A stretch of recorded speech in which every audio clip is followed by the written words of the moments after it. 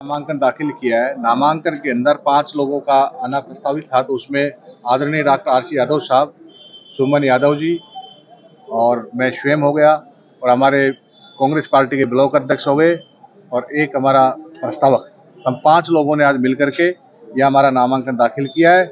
और कल आप लोग देख रहे थे जब हमारे कार्यालय का उद्घाटन था, किस प्रकार से युवाओं में जोश था, आम जन में जोश था।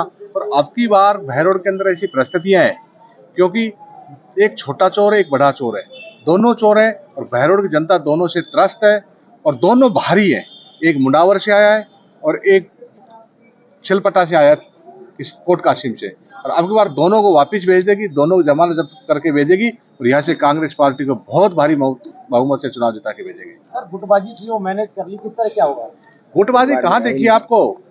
आदरणीय कल भी हमारे पास आदरणीय वंदना जी, आरसी साहब की धर्मपत्नी जी, सुमन जी, विजय यादव जी, सब लोग जितने लोग टिकट मांग रहे थे, सब वहाँ मंच के ऊपर बैठे थे। राम जी और सांसद कर्ण सिंह ने भी आपका विरोध किया था टिकट को लेकर। मैंने कल भी कहा था, आदरणीय डॉक्टर कर्ण सिंह जी यादव मेरे लिए सम्मानित है, आदरणीय मेरे पिता समान है, और मैं उनका बहुत आदर करता हूँ।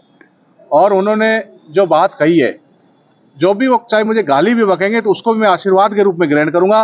और मुझे पूरी आशा है अब वो जल्दी कांग्रेस पार्टी के प्रचार में आएंगे और हम सब लोगों को आशीर्वाद प्रदान करेंगे। डॉक्टर जसवंत यादव अपने आप को मजबूती का दावा कर रहे हैं, मंत्री भी रहे, विकास कार्यों का भी जिक्र कर रहे हैं। दूसरी तरफ विधायक बलजीत यादव है, क्या कहना चाहेंगे, किस तरह से टक्कर रहेगी चुनाव? पहली बात तो चुनाव में कोई टक्कर ही नहीं है। अब की बार कांग्रेस पार्टी एक तरफा चुनाव जीत रही है। पिछली बार विधायक यहाँ से निर्दलीय विधायक बलजीत यादव जी थे, उनका सबने 5 साल का शासन देखा, जिस प्रकार से उनमें अहंकार था, लोगों के प्रति द्वेषपूर्ण भावना से काम किया। और मैं तो ये कहता हूँ डॉक्टर जसवंत यादव तो उससे भी बड़ा द्वेषकारी नहीं और अहंकारी है। अभी तो चुनाव जीता भी नहीं है, आज तो उनकी सभा है, नामांकन भी किया नहीं है, उससे पहले उनमें अहंकार आ गया। कल की आप बात सुनी कि नहीं सुनी? सेवाधाम मंदिर जो मांडन में उनके पुरोहित के बारे में, अनिल पुरोहित जी के बारे में क्या क्या कहा है उन्होंने। उनके ऊपर इतना प्रेशर बनाया, अगर आपने मुझे वोट नहीं दिया तो हनुमान जी महाराज के बारे में इतने अपशब्द बोलते हैं। हनुमान जी महाराज के बारे में कहते हैं हनुमान की दुकान है, उसको मैं उखाड़ के फेंक दूंगा। आज जो मंदिरों में हमारी आस्था है उसको दुकान बोलता है, वो कितना अहंकार है। क्या हनुमान जी को उखाड़ के फेंक देगा? वो उसमें इतनी शक्ति है अगर हनुमान जी को उखाड़ के फेंक देगा? मैं कहता हूँ हनुमान जी उसको ऐसा फेंकेगा दोबारा भैरोड की तरफ मुंह करके नहीं आएगा। क्या अपील करना चाहेंगे जनता से?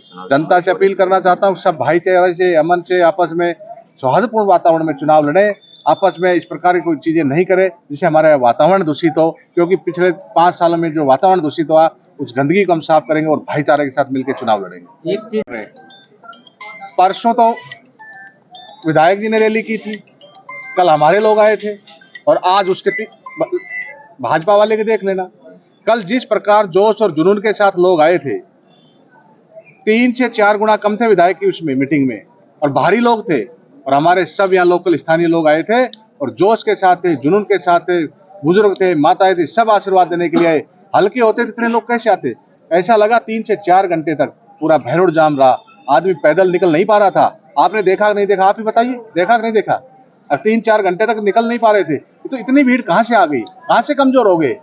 कहीं ना कहीं सब लोगों के मेरे प्रति भाव था, मुझे आशीर्वाद देना चाहते थे, मुझे समर्थन देना चाहते थे, इसलिए सब लोग इतने भारी संख्या में यहाँ पहुंचे थे।